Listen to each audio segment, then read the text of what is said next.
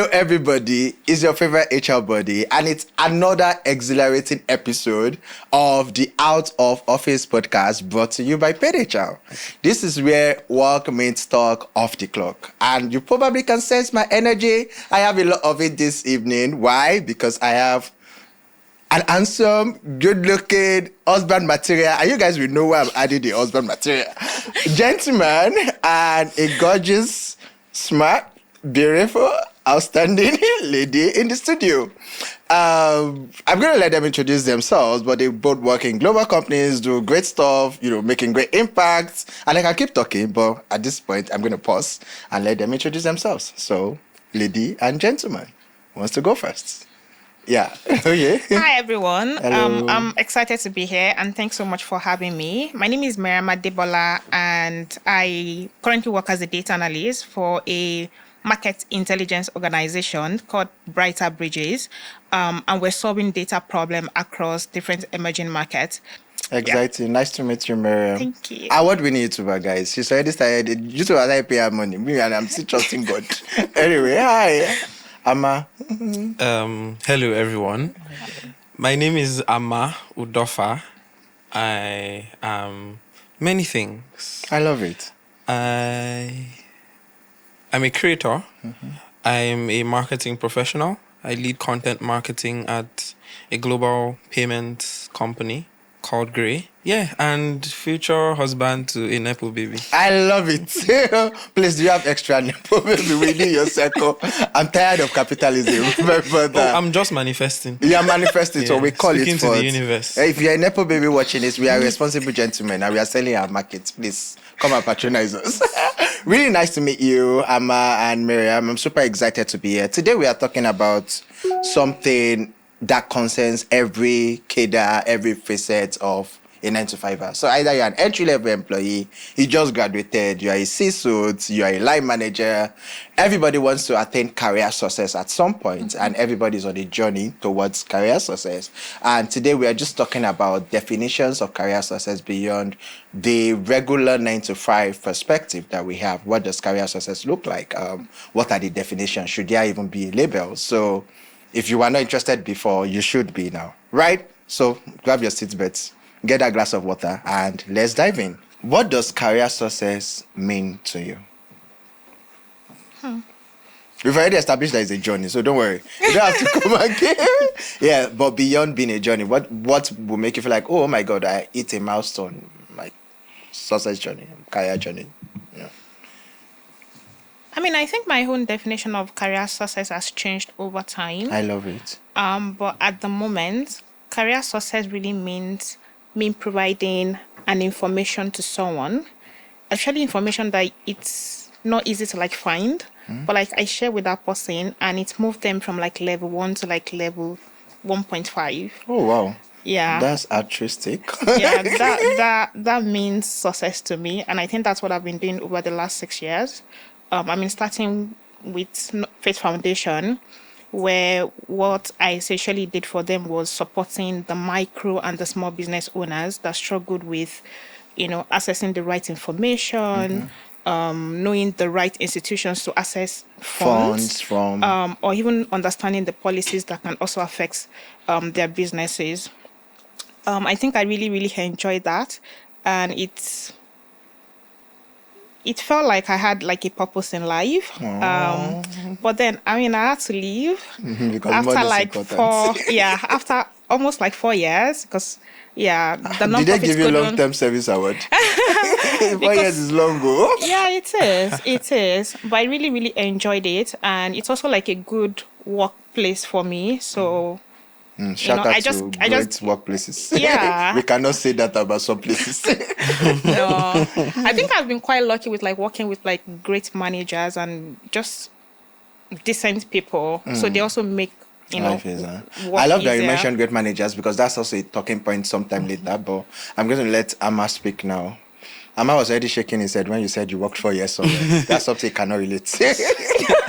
Anyway. I have worked for that long before. Oh, fascinating. Earlier. But yeah. I think that for career success, to me, I have a politically correct definition, which I will not be using.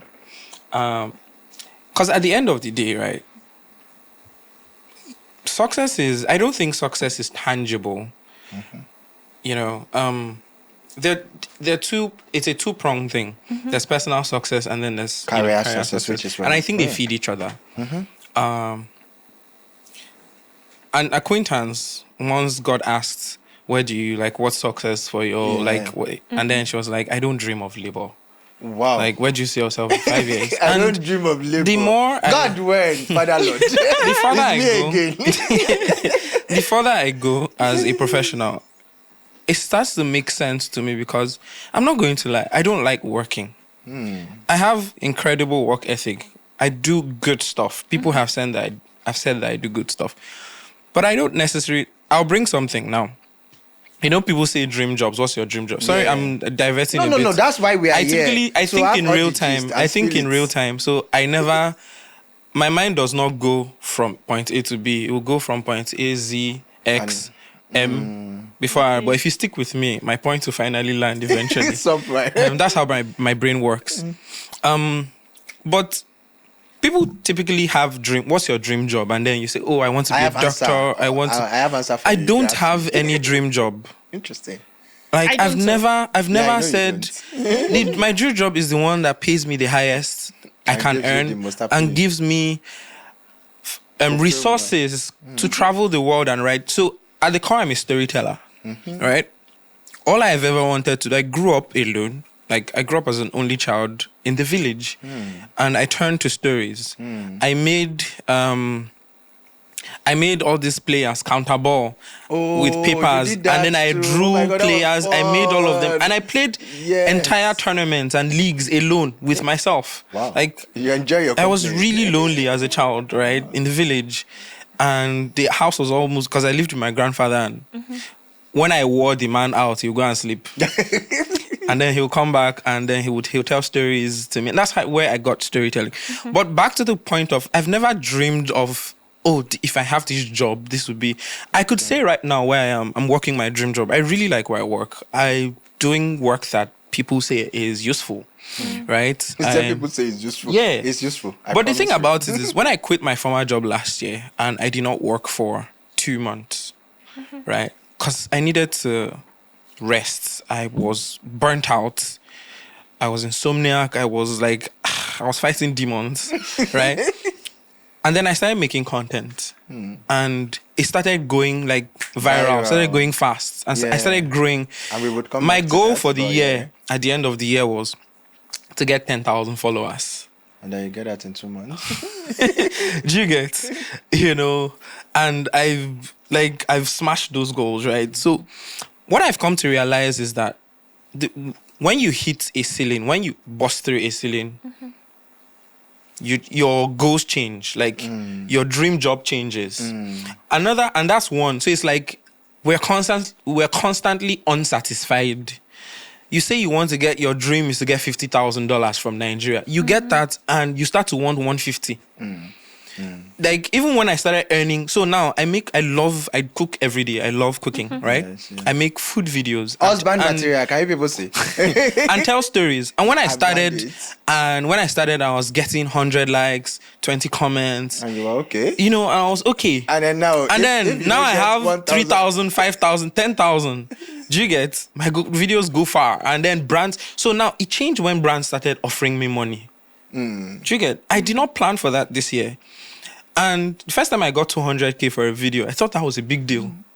And then 500. You saw... And then 1 million. Sam, my account number is... I will send my account number. No, I'm coming. And now, there's money that they will offer me. I'm like, is this a joke? Wow. Do you get?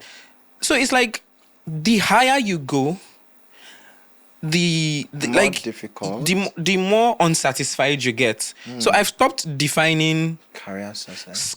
Career. I don't really believe in the concept of a career success. I just want to be happy at any given point. I'll give another example. Let me rant some more. You say dream job. You would think, so I like playing games. A lot of people like playing games. So you would think a dream job is... So I'll say this. The fastest way to hate something you love is to start earning from it. right? The fastest way to start earning something from a leisure, because Yes. if you get paid for it, it's now a job. Yeah. Right? If you're not getting paid for it, it's leisure, it's a and hobby. you're having fun. Yes. So now I'll give you an example. Playing games, right? You think, oh, these guys who play games, it's such a dream to get paid for playing games. Now, someone whose job it is to test games, to do quality assurance for games. That's a job to do. Imagine you've played the same mission 10,000 times to find bugs. It's going to drive you crazy. And to someone else, that's their dream job. A creator, you see successful creators. They're entering shoots, shooting at the best. You say, oh, that's the life I want to live. Traveling around the world and all of that. Brands are falling over themselves. But when you've sat in front of the camera an entire day and you're chopping mouth, it's frustrating. Yes, and you start to hate the process of actually creating. Yes, right? You say a dream job is to be a musician and, blow. But then you do voice training for an entire week and you still can't nail. You stay morning to night. It becomes a job. So the process starts becoming less enjoyable, right? And a lot of people start focusing on the finish line and then you start losing your source and all of that. So that gaming thing, when I could play game morning to night. Like if you drop me in front of gaming, Call of Duty, football. But that's a hobby. Once you start getting into tournaments, then it becomes to play. Stress. It becomes work. It becomes work. like you say a dream is to be a footballer. You go to play football once a month or because of your 9 to 5. But then these people are playing at the highest level. They're getting injuries. Yeah, and they are getting booed by fans. They're like, right? It's not everybody think it's a very once you become a public person, it becomes like it messes with you, right? So that's why I don't think in one definition of that you would have career success. I think career success for me, if I'm going to answer the question straightforward, on a straightforward is any job that I wake up in the morning and I don't feel like I want to die. Like I don't dread work. Do you get? I don't dread opening my laptop to work. That's a dream. If I'm going to answer the oversimplify, that's a dream job for me. Because I've been at jobs where it's like, oh shit, here we go again. I get. So as long as you're happy to open your laptop to work and organize, as long as I can see that's the value of my work. Like if I make a video and people love it and they give feedback, right? If I do a project that makes my colleagues' lives easier and we get KPIs, like we hit our KPIs, I'm happy. Because another thing is success keeps changing. You're not always going to be happy. Yes, but if in the times that you're unhappy, you're still satisfied, then that's a dream situation for me. Oh my God, you've talked a lot. Wow, interesting. I feel like we can end the podcast now. Director, please. I'm talkative. We are done. Okay, I think we can make the next set of responses sort of punchy. I love the explanations, definitely. But yeah, just to drive on point. I think what's really fascinating about both of your responses is that nobody mentioned success is when I become growth marketing manager. Success is when I become data senior associate, which is intriguing because as an HR manager that's been in lead role over the last 5 years, been in HR 8 years, managed different kind of talents, you would say people genuinely fight each other to become a manager. Genuinely even lie on LinkedIn. You're an associate and then you put manager. And so maybe my next question is, what should career growth look like? Definitely. I mean, we've established the fact that career success is a moving motion. It's exactly not attainable, and at a certain point, it is even not certain. But there are people right here for example, their entry levels, they want to have partner, at the back of their name. Their mid levels, they want to have managers. So what should they be thinking, and what are your thoughts about people like that? You should go first. Okay, so that I won't talk too much again. Yeah. Try to stop me. No, I can't. No, I enjoy listening to you, and I'm very sure that the audience right now is enjoying your melodious voice. But yeah, please go ahead. So for me, when I was a lot younger, I'm still young forever. Forever young. When I was like starting out, my dream was to be head of marketing or, head of growth or something like that. But the first time I became a manager, I absolutely hated it. I think the more you grow in your career, the more disillusioned you'll be because, so now I'm a lead, team leader, right? You now realize that you're no longer just responsible for your own yourself. competence. You're not an IC Like, anymore. Yeah. You're also managing so other 2 years ago, I entities. worked at a media house. Like, we would write stories and we're complaining that the workload was too much and all of that. And then you'll be thinking, what does your manager even do? Do you get? And they're like, we are the ones doing the work. Yeah, they are not. But then you get promoted. My next job after that, I had to assemble a team. And then, okay, now I see it. now you're responsible for different people on your team. You're responsible for the entire team's success. Stakeholder management. Yes. You're responsible for even Upward. You have to upward manage your team manage upward. upward. Yeah, especially being a middle manager. Yes. Now, People's the perception CEO of will your call team. you and say, please, why is this not happening? And then you have to start defending. Someone that you don't even know Yeah. what's up with him. Yeah, and then if somebody is dropping the ball on your team, it's you. Yeah. Nobody cares. Did you about get? who is the That's what you're people. paid for. That's why you're Right. earning more than like a lot of other people. So when you're starting out, a lot of people want to be like they add manager, they add this thing, and Yeah, then it's you not finally become a mandatory. manager, and you're like, oh. That's not what I want. So I think the hardest part of that is that you're no longer, like I've said this before, but the fact that you're not just responsible. Let's say I'm a creative, right? You start managing people. You are going to do far less creative work because now And you're more you're You do building more processes. project management. Yeah. So I think, and that's why I don't think everybody, the reward for a top performing person should Is not be not making that a person a manager. managerial Because what role. now happens is, because that person, and is a hard lesson I learned at a former place, you expect everybody to operate at your intensity or at your expertise. And then when people don't do that, it's like Messi, Lionel Messi. Yes. He said he does not want to be a manager. I read somewhere. Yes, I saw it. Imagine that guy as a coach or Ronaldo as a coach. People will not have mad You will ass absolutely hate expectations. him. Yes. I think Maradona was a coach for like Argentina, 2 seconds. I think like he just disappeared after. Why can't you guys do the magic and fix I'm doing? Sometimes the best coaches, Mourinho, and not Pep, people that they were not the exceptional. most exceptional They people just as played normal players. football. Maresca barely had a career. Like he never had a career at the top level. Right. Do you get like all this? Think of all the managers. Mourinho never played football at the top level. Yes, Right. yes. So sometimes there are two different skills being managed. Sometimes there are some companies that allow where the top people can just keep earning and getting more responsibility, against but they becoming never a team manage lead. people. Yeah, so I think your takeaway from your response would then be that people should really maybe examine what if that thing that you desire is literally what It's what you desire. Because a lot of it's not- times even you though think it you looks want good, something. Yeah, it's when Yeah. you It's an have idea of it that you want. Exactly. It's the idea of That thing. your rep will improve or your this, your that. But by the time you see the work, you're like, please take me back to me, and I say, okay, thank you so much, Amma. Miriam, do you want to add any one bullet point? Yeah, I would say my own situation is kind of different, in the sense that from the get-go, I've always known what my strengths are Okay. around, career growth, managing Trajectory. people, and all of that. I've always known that I thrive really well just doing things backstage, not being on the spotlight. So I've never really aimed Coveted. for that. And I think I also have people that also, how will I put it now? Like they also want that for themselves. So I also get to like learn. I mean, I remember my first CEO, and I really liked how she does her things. And I was asking her why she doesn't have her own thing.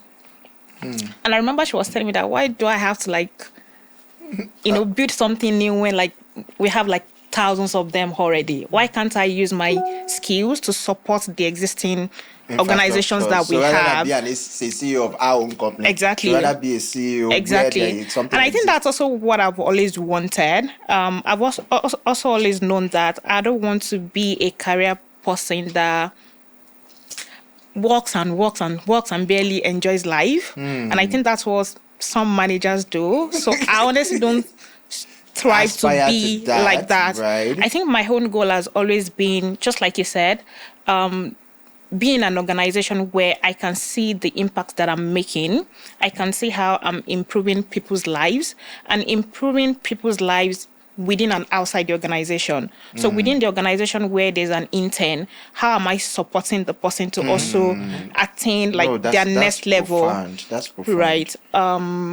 And I also just felt like sometimes, I mean, you might be manager, but then you're not earning so much, Oh, wow. right? So that's a sub. I'm serious. That's a sub. Okay. So I see you. Even in my current organization, I mean, that's also one of the conversations I've had, even with my CEO. Like, I don't want to be a manager. I fancy just want to earn money. Yeah. Are there more responsibilities for me? As Are there an people that I'm IC. supporting? Are you increasing my salary? That kind of thing. Am I getting more opportunities? I think that's a good response. And which takes me to my next conversation. As an HR professional again, who designs career ladders, luckily, like you, I've also worked in structured organizations, especially since my lead roles. Again, one of the benefits of being a lead is that you get to design some things, right? So I've been lucky enough to design what career trajectory look like, not just for my team, but also just for members of the company. But trust me, hierarchy is a big deal. Like, it's political. Like, people go neck for neck, battle for battle.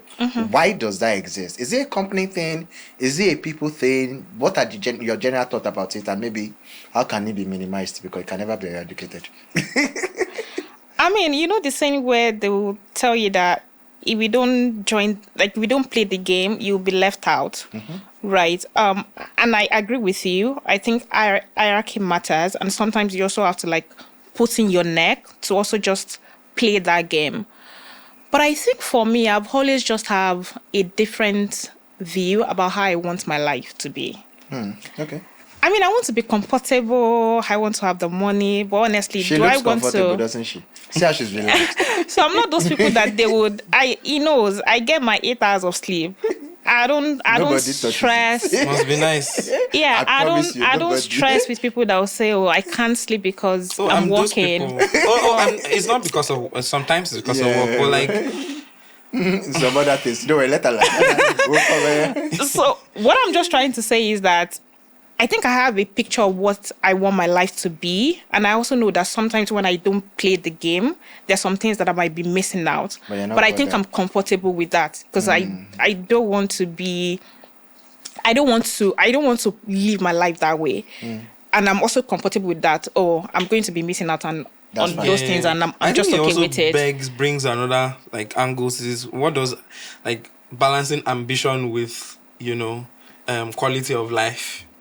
Okay. Yeah. I mean, if someone can say with that mindset, are you sure you're ambitious? But I think you don't have to be ambitious at the expense of what definitions look like. Yeah. And I also feel like ambitious is relative, right? I mean, I've done so many things that people that I grew up with Can never imagine. Even me, I can't even imagine I can't imagine the level that I am now. Impact maker. Right. But I think I've always just have like an idea of where I want my life to be because I'm like the master of my own life, so I get to like decide. Real This talk. is where we Real pause talk. and we clap. Real talk. Deep stuff. Great. No, I like it. Do you want to say one thing? Ama, one thing. What do you want to say? So what I mean, I know from your responses so far that you're also not someone that is really bothered with lead managers, things like that. But I think the POV I want you to come from is having been victim of that, because I know what can corporates do better, and maybe people make the system. So maybe what can systems do better? Or what can we do better? What can we do better? Do systems need to recognize that, okay, for some people they are ICs and they just want to be ICs? Do we need to make things more clear? How do people get promoted? What does promotion even mean? I'll give you a practical illustration. At AfriChange, I'm working on our policies, and we literally like black and white. This is what promotion looks like. Promotion does not mean content lead to content manager. Yeah. Sometimes promotion literally means you moving from 1M net to 1.5M. Yeah. And that's promotion. Yeah, of course. Your content your title does not have to change. Sometimes promotion is you are managing compliance UK. Now you are managing compliance UK Canada. Your pay before was 2K, your pay is now 2.5K. That's all. Your title did not change. So do we need to do more of that?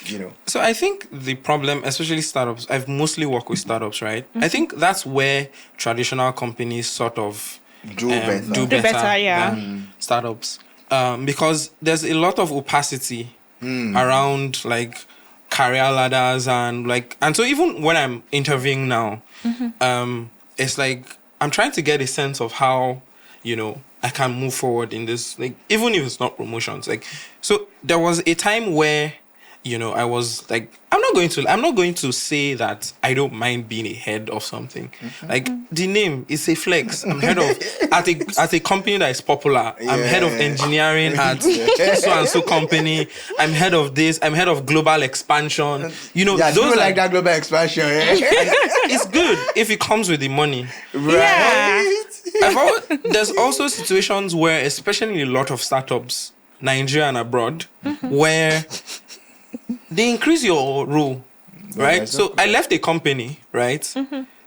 And then the next person, a lot of people left, and then they started scrambling, and then they told somebody he was going to be content lead, right? And they did not increase this person's salary for how long? What am I leading? You want me to lead you astray? Yeah. So it's like the person came back to tell me, asking me how much I was, and I told the person how much I was, and like Jesus, they never had my own. Do you get? So and a lot of people, and then these things happen, and your responsibilities have quadrupled, but your money has not. But it's not just money; it's also perks. It's like, do you get extra time off? Because being a lead is incredibly insane. Like, I was talking to my manager. I was like, "Where do you have the time?" How do you have time? I already know how busy I am. Like, imagine someone that is managing an entire. No, I agree with you. I gave my manager team. that feedback. So she gave me feedback that, I don't communicate with more. I'm like, I know, because I'm always thinking you're busy. Because I know how busy I am. Yeah, and that's where managing up comes in. Yeah, that's where managing up comes in. Because what I try to do is I try to, like, before I'm going to give feedback, there's a document. I've put all the pros and cons and potential blockers. So it's like making their lives easier, because it's also going to reduce the turnaround time for them to give you feedback. Exactly. Oh my God. So that's career lesson there. I hope you say it again in case they miss out. Wonderful career lesson. Document, prepare before the meetings. It's always documentation, and it's something that I'm really grateful for where I am. And documentation, best in English. Documentation is the gospel, right? You just want to write things down. I've worked in places where you literally have, like, you get onboarded and you don't even know what's going on in the company. You have to figure things out on your own. Excuse me. what am I supposed to do then? Yeah. No, but then I've also worked in a place where, like, my current onboarding was like, there was an entire, my manager is a Notion aficionado. There was an entire database of, so like from the beginning, I was reading, I was having like, oh my God, so by the time you're finished onboarding, like you already know as much as you can, and all you need to do is maybe ask for clarification or something. Yes. You already know what your next 3 months look like at the company. So and that's like, people who are trying to get into companies, that's something to look out for, because it shows that they actually care about creating an enabling, and because another thing about companies that if you do not create an enabling environment for talent to succeed, they will leave. It's not even about leaving. It's like they just fumble, and then you now go and tell them, "Oh, you're not performing." Yeah, and to result, and then again, your KPIs are like they don't make sense. You don't even know how are you measuring the impact on what you're doing, right? I get you. Feedback is both ways. That's true. It's not just because I'm more senior than you or I'm your manager, I will just dump things at you. And as a manager, it's your job to actually help that person, unblock them where you can. Yeah. Go and drag another lead so that they will help that person do the work, right? No, that's very helpful. When you give, and I think companies should, when you're in promotions, what does mentorship look like? Like, more senior people in the company should mentor that leader, because nobody can do it alone. No, that's very so profound. There's the quantitative part, which is increase money, time off, vacations, pay for certain things, work from home allowance, all of that. Gadget allowance. Gadgets, all of that. There's also the qualitative feedback. How do you make somebody feel valued? Sometimes great work from your CEO can do a lot for your esteem, because you know that your work is being viewed from at the highest level, or your manager, great. or like a director level position. Sometimes it's just giving you email feedback that these are the things that you have done well in the past, and like this is beyond like official performance review. I get just that one email. This is why I'm grateful for you in this company. this is because at the end of the day, you're not talking to you're not working with machines. You're talking with people who have feelings. Humans, no matter how hard you are, me yourself be hard guy.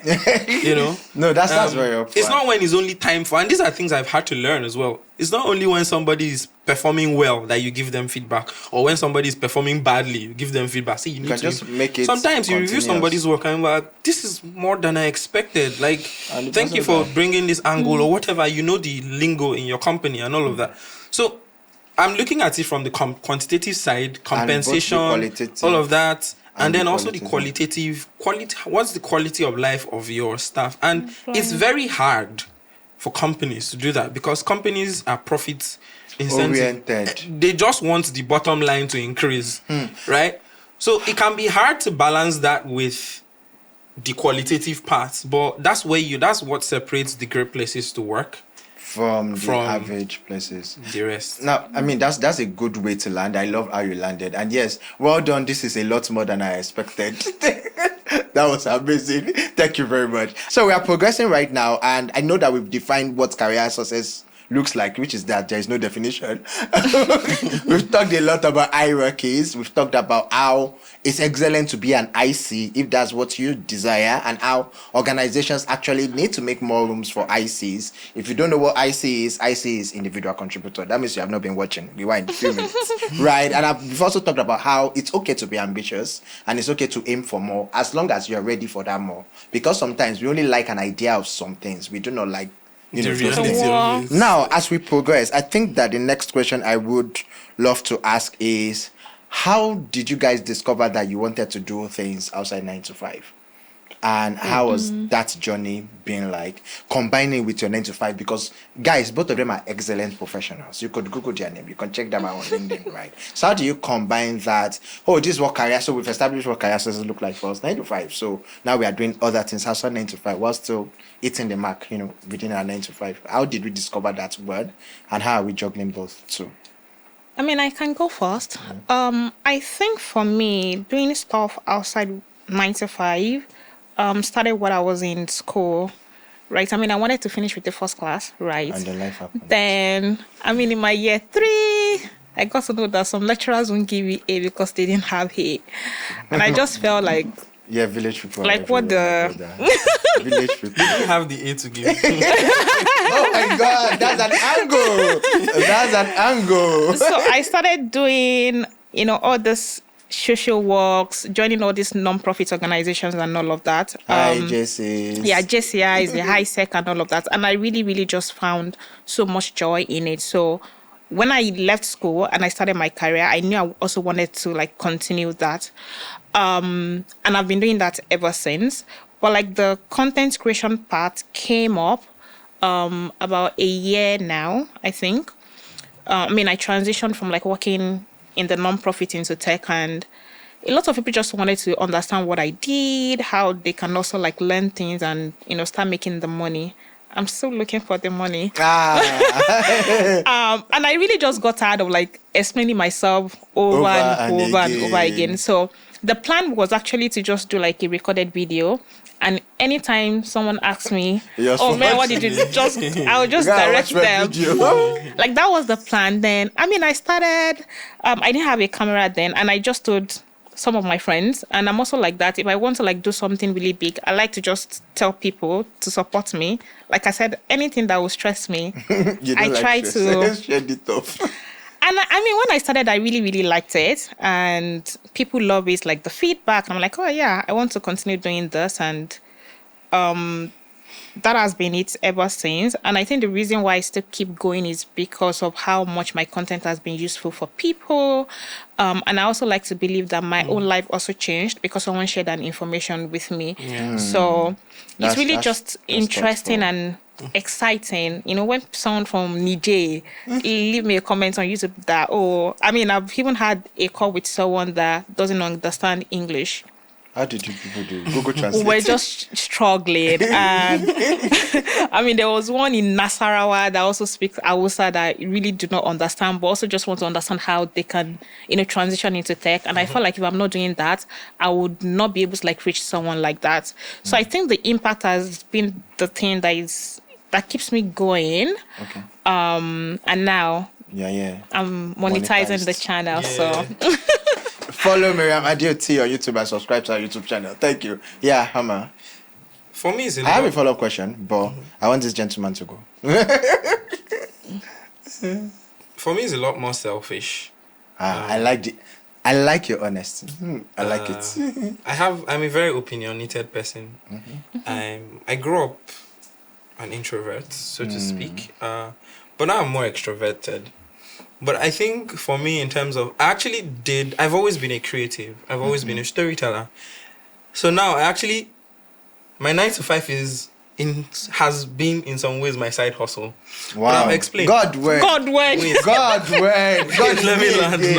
now.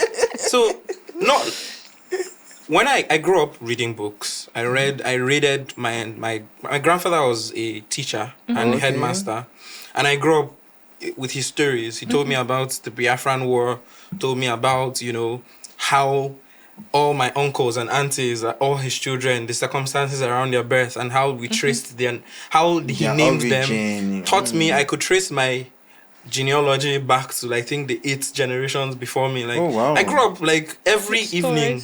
Me and that man, we were cat and dog, but like I loved the man so The much. story part, yeah. I used to stress him Yeah. a lot guess. because I've always had energy. So I was a high energy child. I just had to become mellow because Of the I lived environment. Your alone. Like, environment. I had to move when my mom died, and then I had to move back to the village and all of that.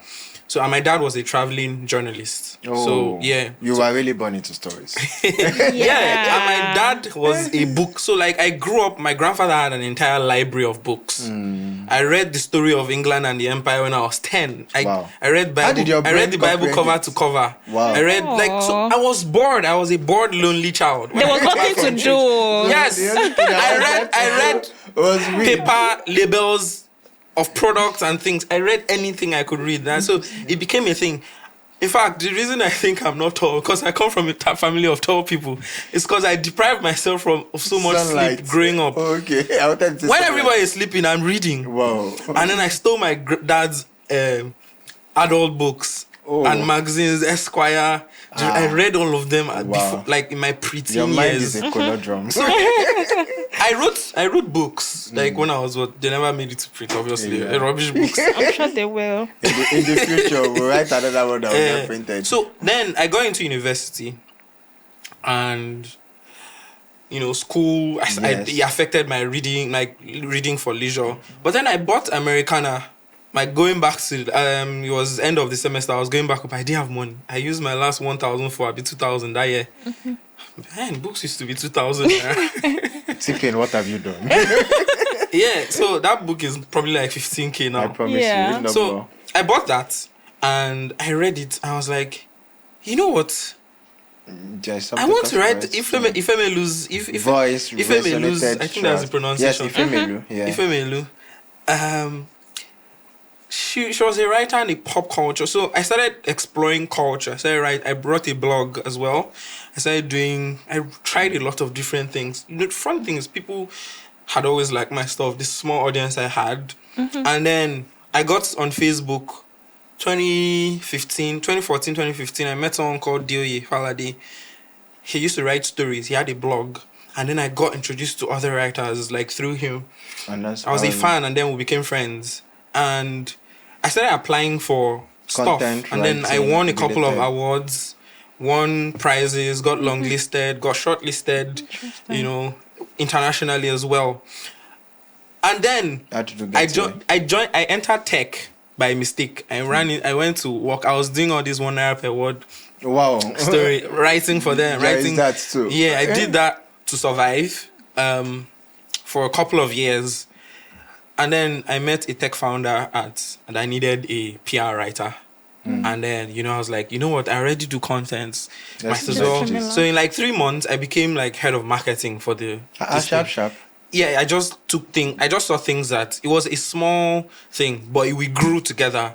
So, and then I got recommended for a job in the US, like remotely, which I worked for 2 years. So during that time, I stopped writing sort of creatively. But once I left that job, I started writing again. I wrote for I wrote stories, fiction, non-fiction. I wrote poetry. I got published. I started a newsletter. I wrote criticism essays around pop culture. So like over time, I built a following of people that like. So I've written about different things. So when I got a job again, I spent 1 year at a media house writing about people's money habits.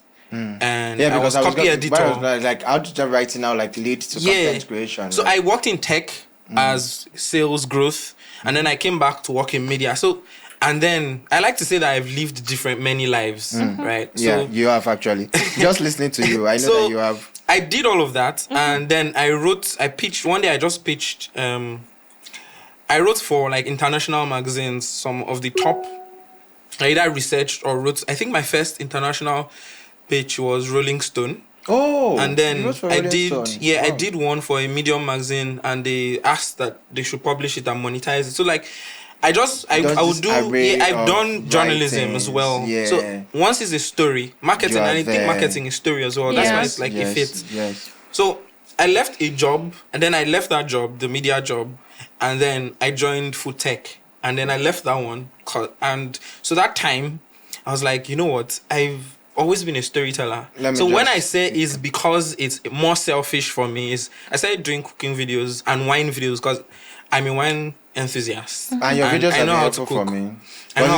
Before your video, it's only Valletta I used to drink. Exactly. So why I say it's more selfish for me is I want people, at that time, I wanted people to know that I know my stuff. You get, I'm a very curious person. So even half the dishes that I make and make videos about, that's the first time I'm trying them. Oh wow! Right? That's adventurous. Yeah, but I feel like cooking is a science as much as it is an art. Once you know the basics, you can. Again, husband material, guys. We are looking for only nepo babies. But the thing about my videos, for example, is people think they're just cooking videos. No, but they're actually storytelling. Yeah, so the food is just the hook or the center. What I want people to stay for is the story. So I've always been a storyteller, and and I'm also a very restless person. Who knows? In the next couple of months, I'm going to start something entirely new. Is there a reason why you picked food as a hook for people to hear your story?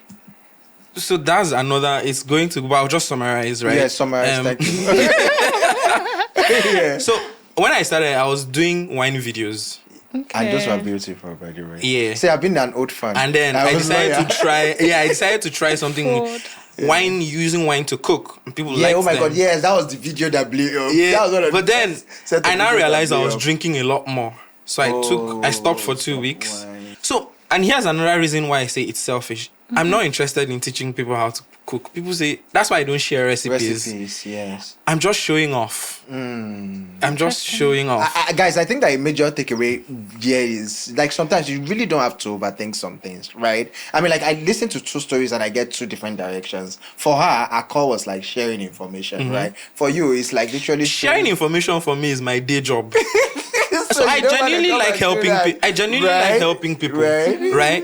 But for you, I've helped people in other ways, but I'm just saying the latest iteration. Right? I've started sharing recipes, right? Like I have like a small community of like a closed thing where I will start doing that, right? Yeah. But for me, it's really more about friendship and bonding and family, which is beautiful. And these things. So it brings money. That's the byproduct. That's the byproduct. I was always enjoying it. Yeah, but the thing about it is, think about it now.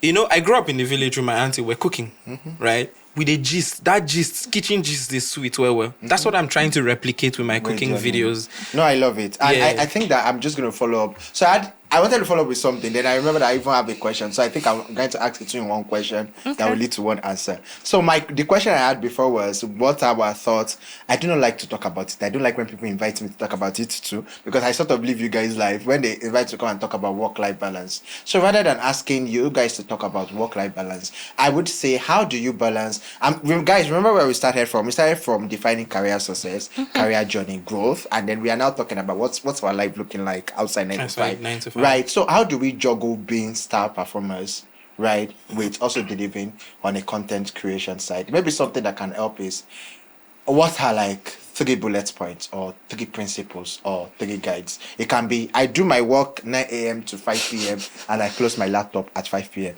It can be for someone like me, everywhere I've worked, I've let them know that I'm going to get your job done, but it's never going to be 9 to 5.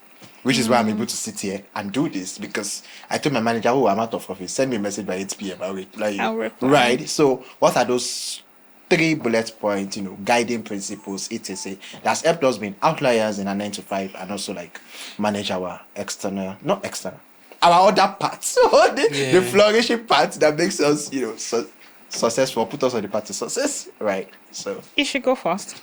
yeah. Okay, for me, this thing they say, find something you love doing and you never have to work a day in It's your a life. lie. Like on the surface, It's one of those things that people say and it sounds nice, but it's fancy sounding bollocks. It's a lie, but It's a lot of bull, right? Because work, like we said earlier, is work, Yeah. right? So for me, like I said, I was answering the previous question, is like, I wasn't trying to, just for, like, Yeah, I wasn't for trying to brag, busy. but like, my job pays me so that I can live my life. Like, my job is what's funding my passions. Oh my God. Don't get that's me so wrong. thoughtful. I really like my job. I really love my job. And you're good at it. I just say make I remind them. In case they doubt you. He is good at his job, guys. But I also don't believe in work-life balance, because what happens now is you're putting different parts of your life in a box. It's very hard to compartmentalize, especially if you work digitally. Yes. Like, I work in marketing. My company is an internet company, it's a fintech. They drag You have to be online. You have to be online. So like, if you can't just sign off. What I believe is more of work-life flow. I love it. I really think like my job should flow into my life. My job should support my life. But because my life is good, I'm going to do great at my job. Please So say that that's- part again. that's- I feel like we should use it. No, from the work-life flow, right? So, start again from there. No, Yeah, you put forgot. you put me on the spot. Please continue, don't worry. Yeah, but it's really, so instead of putting my life into tiny little Boxes. different boxes, I want to enjoy everything. All I want to do is be present, right? Now, if I give, and again, you can't give 100% every day at your job. Very You good. can't give Very- 100% no, every very day. true. But I feel think people what we need to genuinely acknowledge this. Yeah. So if I'm giving 150% today, I want my employer to understand that so that I can get a break the next day. And that's what I try to do for my team members. If we have had a very stressful week, I'm going to try that the next week. It's not. Once we hit that target, once we have passed that storm, Yes. like it's not Let's- like we're let's- just all going to switch off, let's but go to like Element reduce the House. intensity of the my colleagues, they party you.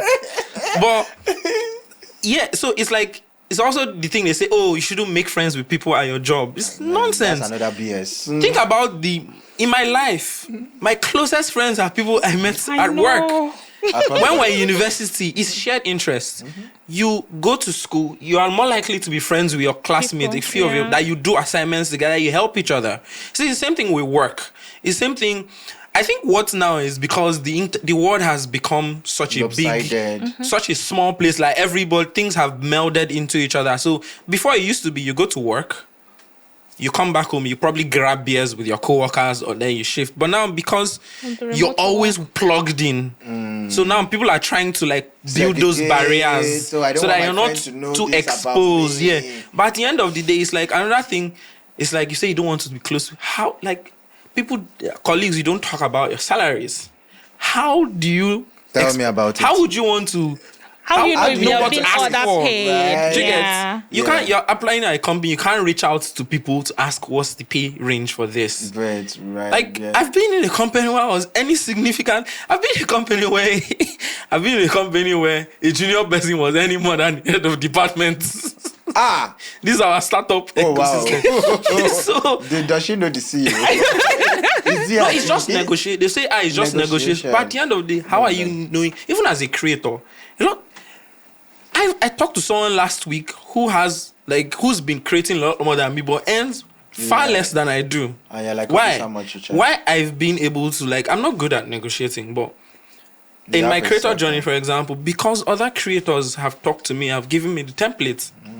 How do you do these things if you're not going to be friends with people in your industry? Great. You go to mixers, people are just trying to network upwards. What are you doing laterally? Like, you're more like your destiny helper is likely going to be somebody in the trenches with you. Because you build things together or you help each other and you grow together. Like, grow with your friends, grow with people in your corner, like accessible. When you start trying to network, you go to a tech event and you're just sucking up to people more experienced that don't have your you. time. Nobody has your time.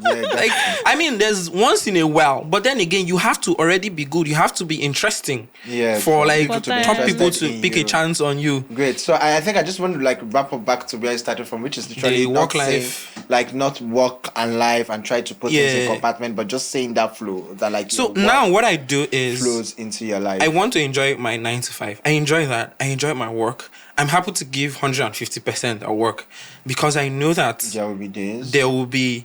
I will get a break from it and I can focus on the things that I like doing. That makes you so now my work is what is giving me disposable income to pursue my passion. That's my passions. I love it. Miriam, do you want to add something to that? I think he has probably said an essay. I was You wanted me to talk. Maybe 2 tips, maybe I know that. So, guys, she's a very strict schedule, organized person. Yeah, I think that's what I just want to add to it. I 100% agree with everything he said around. I also don't agree with people that will say, "Oh, don't have friends at work. Your colleagues are not your friends." I feel like that doesn't make sense because you spend 90-80% of your time with those people. But for anyone that is watching, that is also looking to do something like this, I think you just really need to be extremely good with project management and really just organizing your time and also understanding that you will not always give your 100%, 150% to your 9 to 5. And there are also some days where you have to do that. Then you can now give the extra energy to your other stuff. And it really just boils down to just documenting, jotting things down and really just planning your time. So for me, I shoot my videos in per shoot. I shoot 3-4 videos in a weekend. Yeah. Exactly, in a batch, that's the word. So that in 2-3 weeks, I don't have to worry about YouTube videos. So, and also just another thing he mentioned around just, connecting with people that are also looking to do what you're doing. You also get to learn from them and not make some of the mistakes that they've made. No, that's very helpful. And maybe just one thing I wanted to add is it's good to be excellent. So when you join a new organization, just deliver excellence. Let people know that you're reliable. I think that helps people give you more grace. One thing, that's one thing. And by all the places that I work, when I join, I work like a madman. First 60 days, first 30 days, you would find me reliable because I know that. To add to that, your points now is a question I also encourage people to ask when they're interviewing is, what's a quick win I can have within the first? That's such a brilliant question. Because if you don't, it's how to know that they have set up processes for you. What's success like within the? Don't wait for them to ask you. Ask them what so that you know how you get to work and you Because another thing is people do work with people they trust. So if you're not reliable, that would be your co-workers don't want to. They dread working with you, so they can't give you grace. Great. So I wanted to ask, because I know that you people, because you're my friends, number one, we can talk for the next 2 hours, and I feel like the director will just come and say, "Cut! It's time to go." So I was going to go to the second part of this conversation, which is us wrapping up. But both of you have touched on an important point, and I also probably have an opinion about it. But I wanted you to share this for whoever is watching. Networking is a lot of things.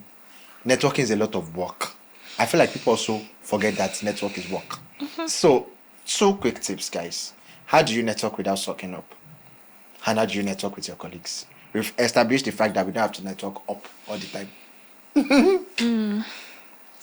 I mean, just using my past experiences, I like to tell people that both my previous and my current colleagues, they're my friends. Some are even my family, to be honest. And I think what has really helped me to build that kind of relationship with them is mainly because of my empathy skills. I like to think that I'm a very empathetic person. I like to brag that if you work with me and you don't like me, you're the problem. You are the hater. And I think it also just boils down to not trying to, how will I put it? It's all Force yourself. on not people. even like just being interested in other people. I think that helps. Yeah. Because when people know that you have like their best interest, like they will not have like there won't be any choice for them not to like want to also be with you or like build that relationship with you. And I think that's probably one thing that has helped me. I mean, I got my first internship because I was working as a volunteer at an event, and the CEO, she was struggling with like a high or something. And I just Googled and I just said, oh, mom, these tips can help you. And I mean, that's how we started our relationship. And 3 years after, she gave me my first job, even without applying. And at the time when I was trying to Google, I wasn't thinking, oh, this Yeah, woman can dandelion. help me. So I think that when you're just interested in people and helping them to like grow and get better, like that relationship will just No, I love grow it. That's something naturally. that you can stick with. So be interested in people. Amma. Yeah, it's just going to follow up what she says. I think that a lot of people, why people think networking is something you have to go do. I'm not going to lie. When I get invited or I go to conferences, I'm just going there for the free. Like if it's a mixer, I'm going there for free the food and drinks. drinks. Because I don't Don't think, come out. If you see me outside, please. I'm nice. I promise I will give you a hug. But and I know, I just like wanna be I'm not, myself. I'm like I know when people are trying to suck up to me. Like it's off-putting. Maybe I hope I've not sucked up to anybody. Well, it's possible I have. Like nobody's above. no, I can say I have But not. I'm not. For me, I'm not deliberately trying to interest. I think that it's the same thing with trying to make new friends, right? Curiosity. Like if we met at how did we meet? Yeah, I think one event. Well, it was tech this thing. That's Oh my when god, we met yeah, the first actually, time. Tech, yes. Moonshots. Moonshots. That was Yes, the first that's time how we we were started meeting. talking. And we usually just warmed up to each other. Yeah, And you just go and you meet people and like strike a conversation. Oh, I like this you know. about you. I think what you I've did was joined like compliment. so I You think complimented me and I complimented what you. happens is me, I know how to talk. Yeah. And like I know a little of a lot of things. Yes, So like that's I can enter and I can volunteer information. And I think it's also a skill I picked up when I was a journalist is that when I'm trying to interview people, I'm not just going there with questions. I'm going to Yes. volunteer information So about that you myself tell me too. more. So the person warms up to me because Yes, and of course. I'm showing that I'm curious. I genuinely care about the person I'm talking with. I'm going to try to help them if I can. If it's merely to pick something or run an errand or something, do you get? And over time, like I think it's a natural thing. Yeah, like for- I think friendships, just like work relationships, should gel. So when people say, "Can I be your friend?" I never know how to respond because Because you will just it's such a flow. weird now you're putting It's such somebody a on a weird pedestal. question. Yes, Okay. you're putting someone on a pedestal, and it's like you're trying to get. Gauge them. do you get- And then but now like, place I some think- responsibilities on them too. That they are not ready Another for. thing is at events, at this thing is like, what is the core of events? Say the oversimplified answer is networking, right? Honestly. But sometimes it's just you're coming to learn, right? You're coming to see people. A handshake goes a long way. A compliment goes warm a long way. compliment, Amma, a You warm get- compliment a warm goes compliment goes a long way. Is the British people get a lot of flack for asking how the weather is. So people who say they don't like small talk, sometimes you have to That's start where from the somewhere. Yeah. You have to That's where the start from core somewhere. is. And if you think you're bothering somebody, leave the person alone. Yeah, and just move on to the Like, next person. Find a conversation. And I think that every good working relationship or every good opportunity or every good friendship, they all start from common ground. Yes. What is the common ground? Common Like, ground, shared interest. shared interest and all Yeah, of that. So I think that is it. If you're in fintech or you're trying to break into fintech, you can join a fintech Community. Community. no, I'm even saying at events. Conversation. Yeah, You oh my can God, join. You can join a yes. panel. Maybe talk with the person beside you. And I right. think everybody is just trying to be hard guy or be mysterious. And then, I think I would just wrap. You guys have said brilliant things. I really loved your point on like being interested in other people. I love how you talked about conversing, striking up conversations, warming up to people. So I'm going to augment, your both points. Augmenting your own will be also be an interesting person. Which is what I think what Amma as George. Sometimes just you being an interesting person makes it a conversation. Like make things. I cannot count how many friends I've made and how many opportunities I've gotten because I watch K-drama. Like first, they're like, "Why are you a guy? What is it about you? Like, why? And then I go, "Oh, I see you." And I'm like, "Oh my God, that's the only K-drama, that's the only Korean thing I know." I see you. Oh, Kumao. And then I cannot count how many networks I've gotten because I watch women football. People are just in awe. Like, everybody watches men football. Why do you watch women? And there's something interesting about you. Sometimes what is interesting about you is actually that you can listen. Do you get? Because everybody is talking. You just listen. Oh my God, you mean that? Oh, tell me more about that. And then, so I think that people forget that networking is work. But it's also like you don't have to suck it, you don't have to force it. Like it will just flow. And if it does not flow, guess what? There are 10, how many people are you on now? 7 if you go to if you go to a conference of 1,000 people, you can't even network with 100 people. So if you cannot. So if you talk to someone and the person is not, like, move on to the next person, right? So if you're watching this, I hope that you picked that. Now, going to the second half of this conversation, which is literally drawing the curtain, we've talked a lot extensively about definition of career success, career growth, and things like that. Do you guys do career audits? And if you do, what's the process like for you? I wouldn't say it's something that I do and call it career audit, but so maybe I'm constantly evaluating. That's the word. Yeah, do we evaluate our career? I'm constantly back to the first question, what success feels like for me.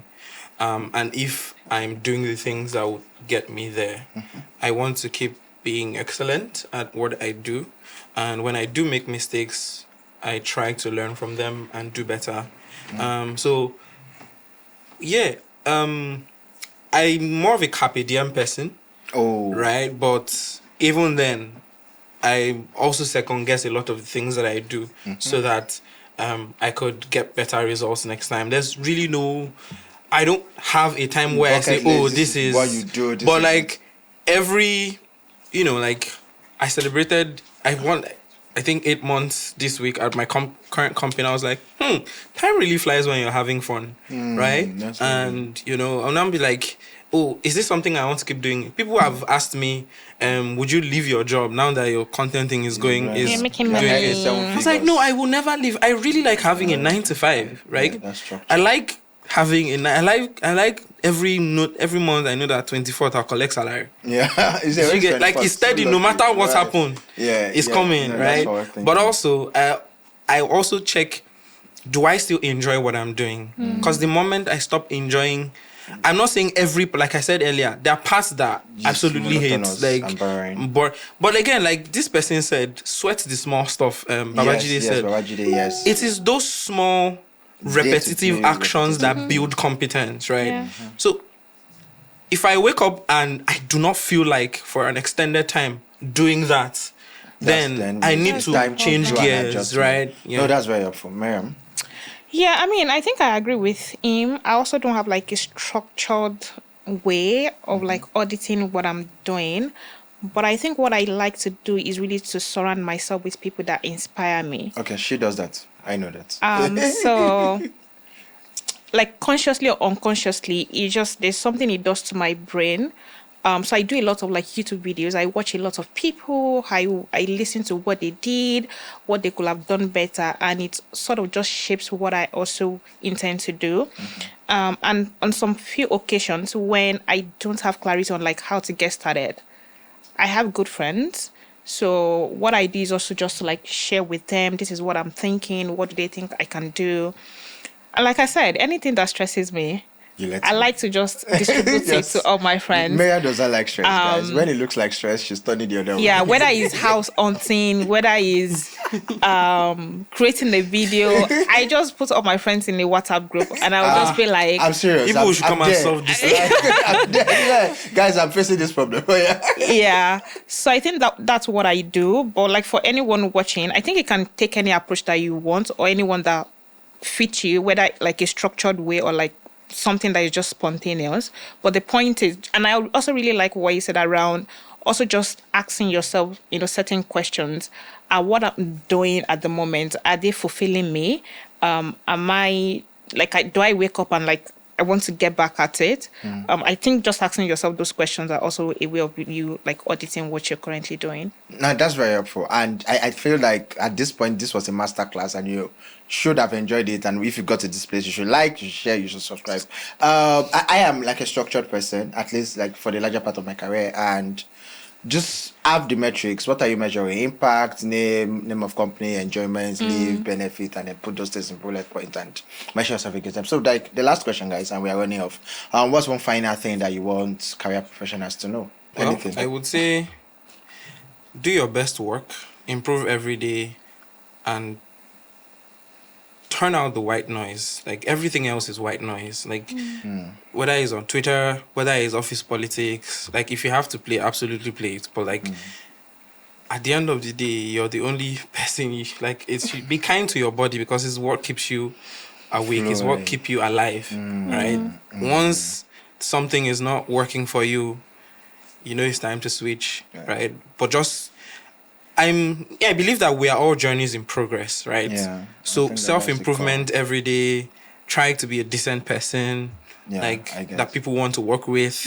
Don't be That part is horrible. very- Yeah, and then turn out the white noise, like hot takes, opinions about it. Just sift do out your the work. important Just do ones your work. that will help you, and the rest is just don't listen to the trolls. That's it. Awesome. Thank you so much. That's so encompassing. Yeah, I like it.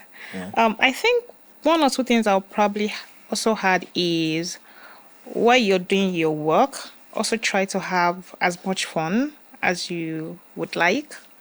And also just have the courage to be better, right? That might look like you seeking for feedback. Like I'm not waiting for your manager to say, oh, this is like your 6-month quarterly review. It might also look like just what you said around just don't listen to the noise, because at the end of the day, they don't suit you. They barely do nothing for you. distracting, yeah. Exactly, and overwhelms you. I think those are like the two main things I would add. And please work for the money too. I like it. I like money. We like money. Let me say, there's one thing I want to Oh yeah, add. say One it, last say thing. it. So don't be afraid to walk away when something no longer suits Serves you. you, A lot of yeah. people, there's something called the sunk costs. Yeah, some cost fallacy. Yeah. It's like, oh, because I've put in so much time and this thing just walk away. right. Cut your losses and walk away. You will not die. You've learned. I mean, I think my final words will be: do good work, make a lot of noise about the good work that you do, and show your work to people that matter. And that's a perfect way to wrap up, guys. It's been an exciting journey. It's been an interesting conversation. I think that I personally will come back to watch this episode, and I think that if you're watching, you should come back to. It's okay, to step back in when you're ready. But for now, take a step back, stay out of office, and listen to the Out of Office podcast brought to you by Paid HR. So the next time you see my handsome face or hear my melodious voice, I remain your host, Emmanuel Faith. Thank you very much.